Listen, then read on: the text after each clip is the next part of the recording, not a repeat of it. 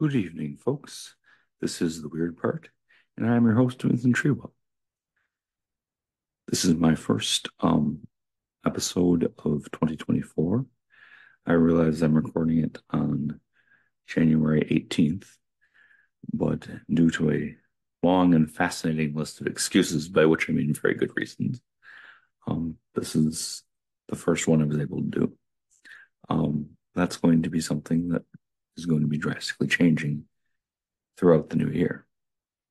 Also, I'm not all that worked up about the new year because I'm going to be doing later in the next couple months as it approaches the real new year, a kind of esoteric, kind of screwball, for lack of a better term, episode on the real New Year's and why it's much closer to April Fool's Day and the Julian versus Gregorian calendar and lore and things that involve why the new year should start in spring and not in the middle of winter. But I digress. Um, Tonight I'm going to do something a little different, but I think you might find it interesting. I was inspired by the to do this by by presentation the incomparable David Metcalf gave a couple of years ago, called Gas Station Grimoires. And that led me to thinking of a publication that I've read really my whole life, and that is the Old Farmer's Almanac. And it is chock full of folk beliefs and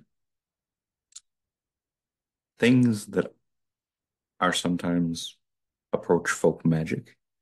Um, it takes astrology seriously and has advice for how to apply it to your daily life, and particularly to farming and crops and things like that. And eventually, I plan on doing this for Patreons only, but having short but frequent readings from the Old Farmer's Almanac. This may be longer than those will be on average. We'll see how it works out. But for tonight, I would like to do a reading, and it may not be word for word, but I will quote when it is a direct quote from a chapter of the current edition of the Old Farmer's Almanac from page 186 to 191, titled Cures, Charms, Ointments, and Prescribed Undertakings for Brief Relief in a World of Hurt. And from here until I make it clear that I'm not quoting anymore, I am quoting directly. In ancient Egypt, circa 2500 BC, the treatment for a wound, a sign that an individual had been visited by evil spirits, involved donkey feces. Records from the period indicate that it worked. Modern science, circa 2015, suggests that the manure's efficacy derives from antibacterial agents and probiotics in the animal's digestive system. Close quote. Don't try this at home. Um, that's my absolute last home remedy I'm using. Um, to resume, over time, physicians learned of the antibiotic effects of other substances, herbs, minerals, milk, and water, and washed wounds with them. By 400 BC, Greek physician Hippocrates, from which, close quote, from which the Hippocratic oath of first do no harm, and from there comes Hippocrates lived from 460 to 375 BC. We now return. Had added wine or vinegar to that list of options. In the centuries since, folk remedies or traditional medicine have proliferated around the globe, primarily because they were perceived or proven to be effective. You may know a few and may have tried these or others. Nonetheless, we advise that you not try these at home and instead just read on. Whether you call them science or superstition, these medical treatments are amazing. In the year 410, cancer patients in the United Kingdom were treated with an ointment of goat's gallbladder and honey, while people experiencing half-dead disease, aka stroke, were encouraged to inhale the smoke of a burning pine tree. In the late 1700s, smoke again found favor as a nostrum, this time when delivered to the rectum. The smoke enema was believed to stimulate respiration, especially in drowning victims. Close quote. Or they may just have been blowing smoke up people's ass. Ching. Yes, thank you. Um, to return, relieve headaches, hernias, and stomach cramps. The later, especially if administered while the patient consumed chicken broth, and cure cholera and typhoid. All of this could be done with smoke enemas, I'm told. Meanwhile, charmers prescribing cures for warts, a common ailment. One still in use involves rubbing the wart with a piece of raw meat and then burying it. The expectation is that as the meat deteriorates, so will the wart. By the late 19th century, people in the UK with tumors or an enlarged thyroid gland or goiter were told that they would be restored to health if they touched a hangman's hand, while those who had been bitten by a mad dog would seek relief by holding the key of a church door. Baldness was repeatedly cured by sleeping on stones, and fevers were broken by the consumption of willow tree tea. The latter may indeed have been efficacious, as willow contains salicin, a chemical similar to aspirin. In Ukraine, the way to bring a fever down was to drink tea spiked with honey and alcohol while standing in ankle-deep hot water. A straight shot of hard liquor taken with a raw egg was a solution for an ulcer. A, a cloth soaked in cognac and warm water, then pressed against the neck, was said to eliminate a sore throat. While for a stuffy nose, you're advised to bring a pot of chopped garlic to a boil and then stand over it and inhale the fumes. In India, Ghana, and the Dominican Republic, the antidote for a common cold or cough varies around the world. They kind of repeat that, I guess. In India, it's a cup of boiling milk with 2 teaspoons of turmeric. In Ghana, halves of a peeled onion are placed on either side of the child's bed to absorb toxins in the air. In the Dominican Republic, the fix is a tea made by boiling 4 halves of passion fruit and 2 halves of onion in water, straining the liquid, and then sweetening the concoction with honey before imbibing it. Farmers in Italy's South Tyrol district have been easing aches and pains in hay baths for centuries. Legend has it that the practice began some 300 years ago when local farmers fell asleep in a meadow. Upon waking, they found that their discomfort had vanished. The farmers capitalized on this happy accident by inviting people to lie in holes in the ground, which the farmers covered them with dry hay. Today, visitors to area spas can replicate the experience indoors by lying on an air mattress or waterbed for 20 minutes while covered in boiled mountain grass. This, locals say, opens pores and stimulates metabolism, albeit more effectively with a week's worth of treatments. So if you do this for an entire week.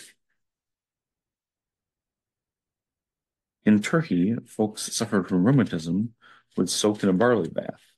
They might eat hedgehog meat to eliminate eczema, consume 1 pigeon egg per day for 40 days to cure asthma, lay a brown slice of lemon on their forehead to cure a headache, relieve an earache with water dripping from a leak, which not quoting, but a leek is a similar to a onion, like a green onion plant. Or inhale the ashes of a burnt eggshell to staunch a nosebleed. In the United States, people who experienced jerking fits, epileptic seizures, the just to break in, the terminology for a lot of ailments has gotten a lot more humane in recent years, as we can see here repeatedly. So those who had epilepsy pick up were advised to swallow the heart of a rattlesnake. When worn around the waist, rattlesnake skin was thought to prolong life. High blood pressure could supposedly be lowered if green Spanish moss was tucked into a person's shoes. An eel's skin tied around the head diffused a headache, tied into the hair it stimulated growth. A toothache would go away if a splinter from a pine tree that had been struck by lightning was used to pick the tooth. In the Ozarks, wounds were disinfected with turpentine or kerosene.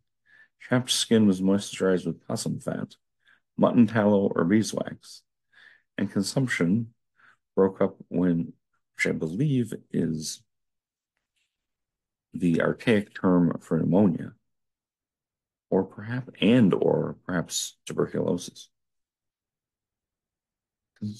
Can, I'm sorry, that was congestion, not consumption. But congestion was broke up when onion and mustard poultices were applied to the chest. In South America, Incas found a use for every part of the native male tree. Scinis male, aka Peruvian pepper. The sap had a laxative effect. The resin healed wounds, and the teas made from its leaves and bark prepared pardon my attempts at English, a panoply of ailments. In Canada, fever, pneumonia, or a cold was treated with a goose fat and mustard poultice plaster to the chest. Hot ashes bound in cloth and wrapped around the neck helped to relieve a sore throat. Bleeding wounds were bound in birch bark, and a combination of spruce, pitch, and grease was applied to skin rashes and burns. Plant parts, roots, stems, leaves, and berries were used to make teas for a variety of conditions: asthma, diarrhea, headache, muscle or menstrual cramps, sore throat, stomach ache, even labor contractions. In Southeast Asia, a cure for almost any cold, flu, or headache was coining. I am believing that this is pronounced Keogio. Keogio. Now they say Gao Yao, catching the wind. This was believed. This was based on the popular belief that a body's blood contained too much wind, which needed to be relieved in order for the body to be relieved, which needed to be released in order for the body to be relieved. That there was a that the elements, including wind, were in the human body. I'm just ad-lib that there.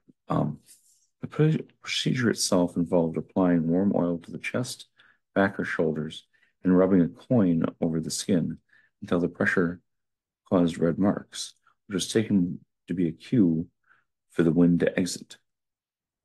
This was all compiled by the Old Farmer's Almanac editors, and is fascinatingly illustrated by Tim Robinson. So yes, that's a dose of the Old Farmer's Almanac. Some interesting beliefs. I would gather that this is a pretty historically accurate list of things people used to do. Um, I realize that there is a lot of discontent with modern medicine. But compared to almost all the things I just listed, I'm going to stick with it. Um, thank you very much. This has been a bit of a lighthearted episode. I do love the Old Farmer's Almanac, and it is a treasure trove of modern day and past folk beliefs. That's kind of a unique institution. So yes, I hope that you enjoyed that. And I will be back with much more in the coming days, weeks, and months. This has been The Weird Part. I am your host, Vincent Treewell. Thank you and good night.